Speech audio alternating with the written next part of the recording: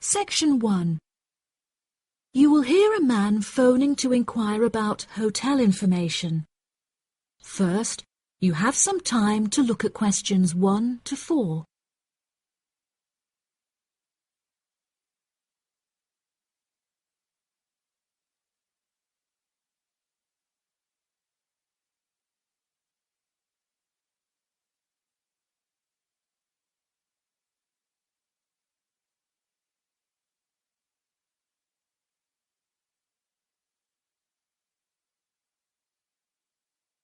You will see that there is an example that has been done for you.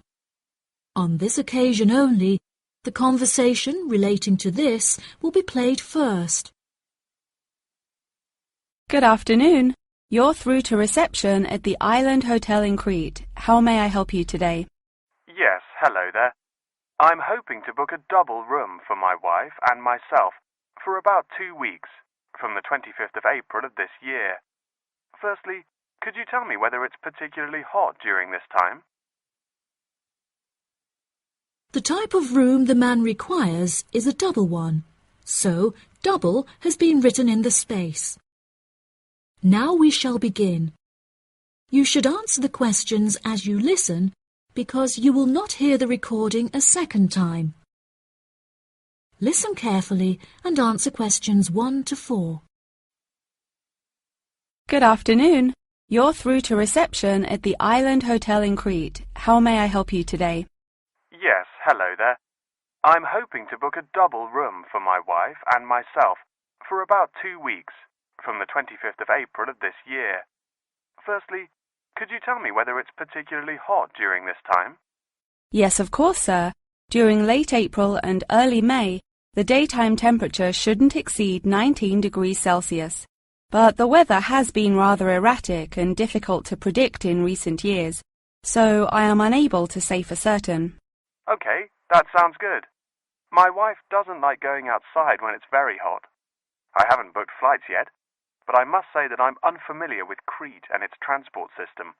Does the hotel provide an airport shuttle service? Yes, sir. We provide a complimentary airport pickup service for all our guests. It takes about 40 minutes to get here from the airport, but it's at least 60 minutes at rush hours. And you will be provided with a fully air-conditioned shuttle bus. Okay, excellent. In that case, do you have any rooms available for the dates I gave you? I shall have a look on the system now for you, sir. Bear with me just a moment. Yes, sir. I can see now that we have several rooms available. Would you prefer a garden view or a sea view? Well, ideally I would like a sea view room with a balcony, but of course that depends on the difference in price. Not to worry, sir. All of our standard double rooms have ensuite facilities and a balcony. If you would like one of our sea view rooms, there is a premium of €60 per night. Okay, so could you tell me the total nightly rate for a standard double room with a sea view? Yes, of course, sir. For the spring months, our rate is €216 per night. For 14 nights altogether, this will come to €3,024. Perfect. I also read on your website that the hotel has gym and spa facilities. Are there any other facilities on offer? Yes, we have a large outdoor infinity pool overlooking the ocean, with luxury sunbeds and a poolside bar. We also have 3 full-size tennis courts, where we run a popular doubles tournament, with the winner receiving 2 all-inclusive spa day vouchers. Goodness, I shall have to brush up on my tennis skills. Before you hear the rest of the conversation, you have some time to look at questions 5 to 10.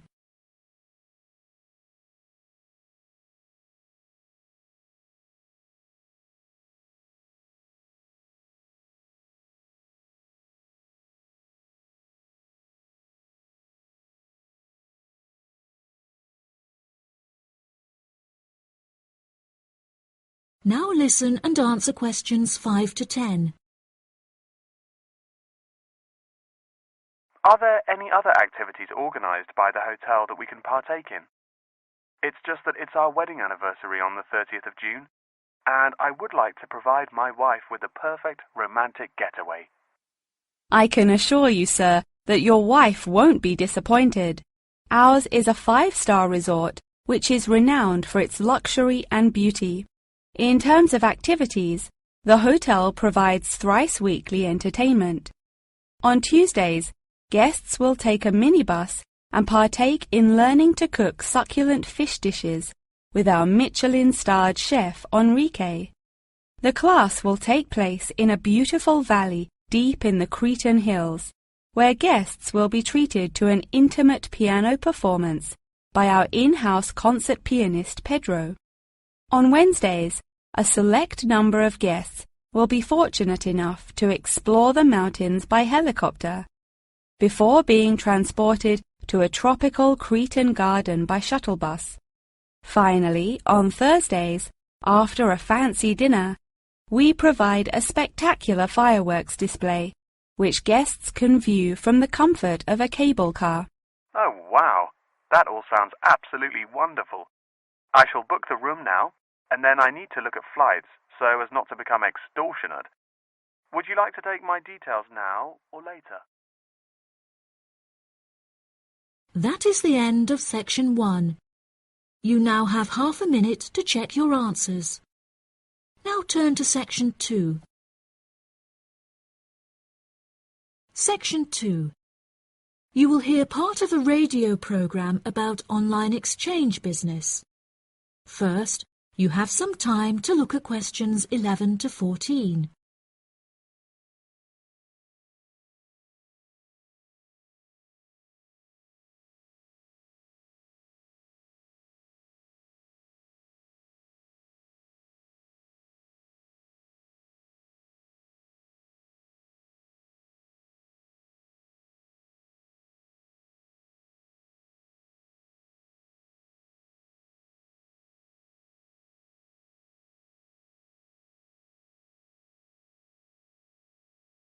Now listen carefully and answer questions 11 to 14. Barter Online UK is a young, up-and-coming website in the United Kingdom where users can buy new and used goods. However, instead of paying with money, registered users instead exchange their purchase for an item of similar value. This part is perhaps the most complicated, as the registered users themselves must mutually decide on an appropriate value, with value either being the recommended retail price, RRP, or simply how much they believe the item to be worth. The website has been founded by a group of 4 friends in the north of England. Originally, they exchanged their belongings among family members. They frequently found themselves swapping their belongings when they no longer had any use for them. They live by the motto, "One person's trash is another person's treasure," and hate to throw things away. As more and more people caught wind of the idea and wanted to participate in the exchanges, the group decided that the idea had the potential to become a successful business venture, and so it did. Barter Online UK is a start-up online business, which took 3 months to set up, and has now been running for around half a year. Despite only being founded a short time ago, the website has already garnered about 1,500 registered users, with 500 more than expected, a huge achievement for the founders. Some of the users are registered in the United Kingdom and Canada, with the majority from the Republic of Ireland. In order to become a registered member, users must first fill in their personal details, followed by their credit or debit card details, which will be used to take payment of a monthly fee of £5. As long as this fee is paid, users will be able to perform an unlimited number of online exchanges. Before you hear the rest of the programme, you have some time to look at questions 15 to 20.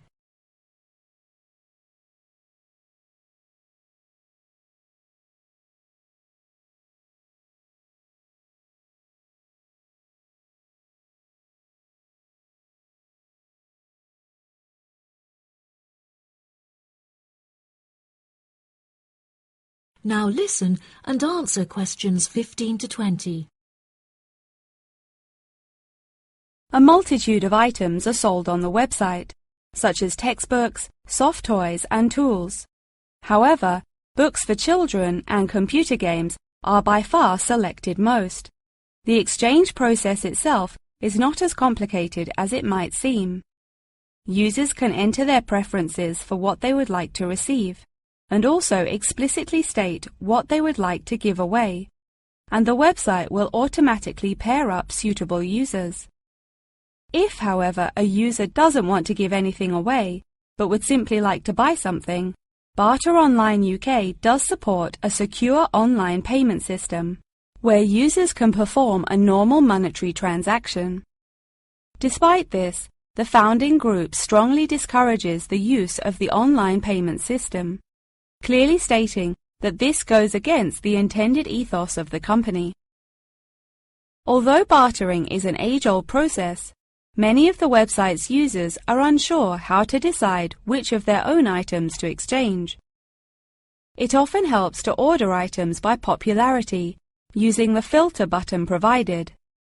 This will tell the website to find out popular items for users' convenience. To this, the founding members say, just put everything you don't want on there. Different people have different tastes, and you never know what they might be looking for.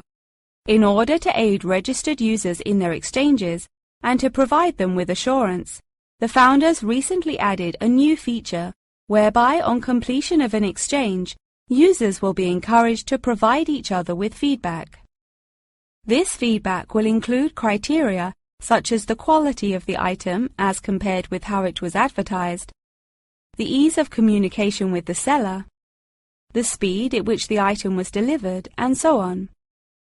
The friends believe that using this method, users will have a more transparent and trustworthy bartering experience. That is the end of section 2. Now turn to section 3. Section 3. You will hear Tom and Annie, 2 students, talking with their professor about the assignment.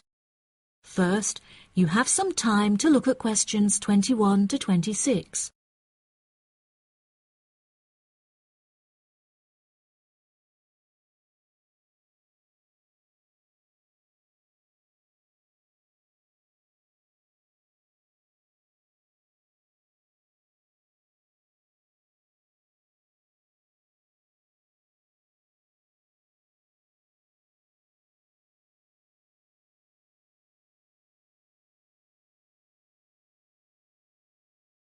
Now listen carefully and answer questions 21 to 26.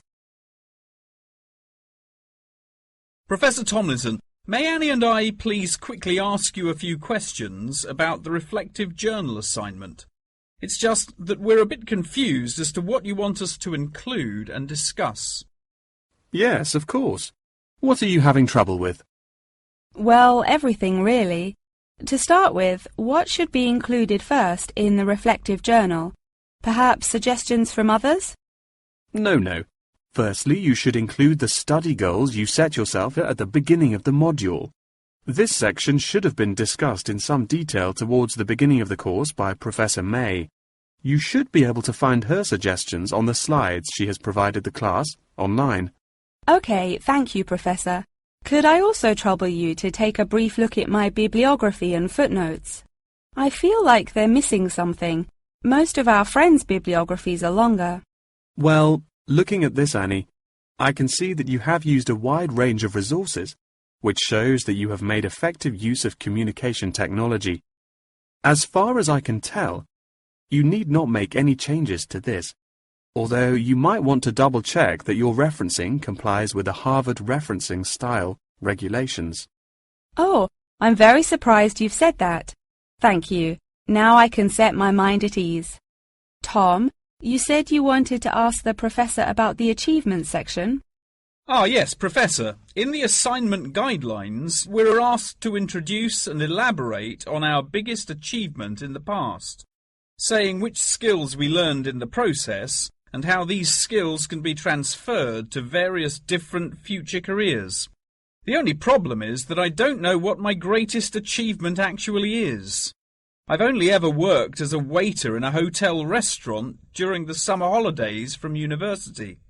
If you worked as a waiter in a hotel restaurant, you're bound to have worked with other waiters as part of a team. Would you say that during your time as a waiter, you developed any leadership skills? Yes, well, I suppose I was asked to become the team leader of the food and beverage department, but that's hardly an achievement. You might not think so, but if you write that you were offered the position of the team leader, it shows a lot more about your character. For example, that you're charismatic and work well in a high-pressure situation. I never would have thought to write that down. Thank you. I guess I should start listening to others more often. Annie, do you have any more questions, or are you ready to go back to the library? Yeah, I think I've got everything I need. Thank you very much, Professor Tomlinson. That was really helpful. I'm actually starting to look forward to writing this now, and it should be a really useful exercise to prepare us for writing CVs and applying for jobs. It's shocking how bad I am at identifying my strengths and weaknesses.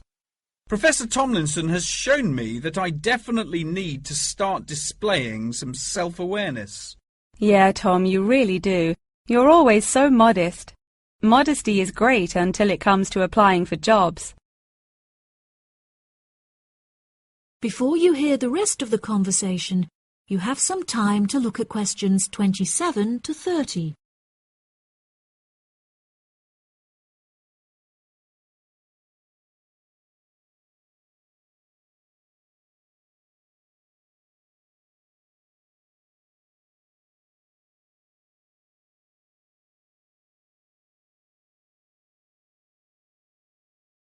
Now listen and answer questions 27 to 30. Oh no! I forgot to ask the professor about the section on identifying the skills gained through different activities. Do you remember? When it asks you, for example, whether writing an essay develops your study skills or your independent learning and so on. Oh goodness, we really should have asked him that. I've been having trouble with it too. It just seems like such a pointless task. What do you reckon the answers are? I think writing an essay might be a way of identifying and resolving a problem, because you have to state the problem in the introduction and then solve it. I'm not so sure about taking exams. I thought they were supposed to develop lots of different skill sets. If I really had to choose, I'd say that taking exams enables you to become more confident in yourself. Do you agree? Maybe. I really don't know either. What do you think about the last two? Making class notes and presentation notes? Oh, it's so difficult. I think making class notes has to be a way of becoming a more independent learner, because you yourself decide what the important information is and learn it. That reminds me, I find taking presentation notes is a disaster. The professors speak much too quickly, and I write much too slowly. That is the end of Section 3. Section 4. You will hear a talk on the research of the behaviour of chimpanzees. First, you have some time to look at questions 31 to 40.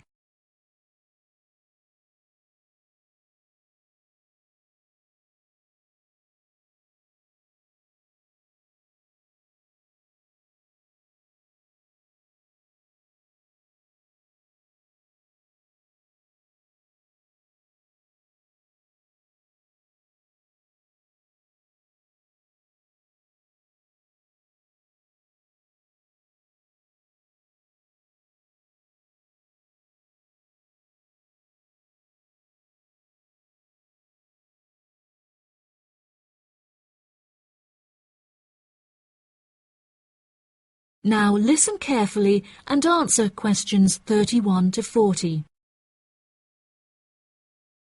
Welcome back to my series of short lectures on apes. Today we will examine recent and historical breakthroughs on the behaviour of chimpanzees, otherwise known as chimps. The word chimpanzee is an umbrella term for two different species of apes in the genus Pan, which are the common chimpanzee or Pan troglodytes found in West and Central Africa, and the bonobo or Pan paniscus, which are found in the forests of the Democratic Republic of the Congo. Chimpanzees belong to the Hominidae family, together with gorillas, orangutans, and indeed humans. Current research tells us that the chimps broke away from the human branch of the Hominidae family approximately 6 million years ago, and remain the closest living relative to humans to this day. More modern researchers into chimpanzees have centered on their behavioral characteristics, once all biological and genetic factors have been ruled out. In this way, scientists have unearthed an unfathomable amount of similarities between human and chimpanzee behavior. Although much of this research has taken place through observation of captive chimps, the results are widely seen as an authoritative reflection of chimps living in the wild. Chimps live in large so-called communities comprised of many male and female members, with the social hierarchy determined by an individual chimp's position and influence. Through such research, scientists have found that chimps learn and adapt through observation of others' behavior. Once in power, the alpha male is often seen to alter its body language in order to retain power. For example, he might puff himself up in order to intimidate others, while lower-ranking chimps are noted to behave more submissively and holding out their hands while grunting. Female chimpanzees also have a distinct social hierarchy, with high social standing inherited by children. It is not unheard of for dominant females within a community to unite and overthrow the alpha male, backing another in his place. James Diamond, in his book The Third Chimpanzee, suggests that chimps should now be reclassified in the genus Homo instead of Pan, and there are many arguments still in favour of this. Male common chimpanzees are, on average, 1.7 meters in height, weighing 70 kilograms, with their female counterparts being somewhat smaller. By comparison, the bonobo is slightly shorter and lighter, but with longer arms and legs. However, both species walk on all fours and climb trees with great ease. Jane Goodall made a groundbreaking discovery in 1960 when she observed the use of tools among chimpanzees, including digging for termites with large sticks. A recent study claimed to reveal that common chimpanzees in Senegal have been using spears sharpened with their teeth to hunt. However, these reports remain unsubstantiated. Researchers have witnessed such tools, namely rocks, being used by chimps to open coconut shells, and indeed crushing nuts with stone hammers. As scientific technology has developed, so too has our knowledge of the sheer extent of the chimp's intelligence. Research has now shown that chimps have the capability to learn and use symbols, and understand aspects of the human language, including syntax, as well as numerical sequences. As I mentioned earlier, the umbrella term chimpanzee is comprised of the common chimpanzee and the bonobo. These two subspecies are divided along the Congo River, with the common chimps living on one side and the bonobos living on the opposite side of the river. Over the past few decades, both of these subspecies have witnessed an alarming decrease in population density, with animal activists now working harder than ever to protect those remaining and encourage procreation.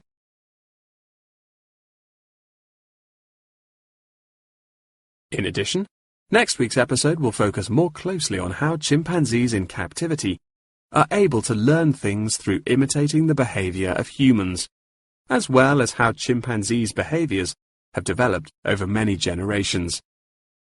Thank you very much for attending this evening's lecture. I hope you found it intellectually stimulating, and I look forward to seeing you again next week. Good night. That is the end of section 4. You now have half a minute to check your answers.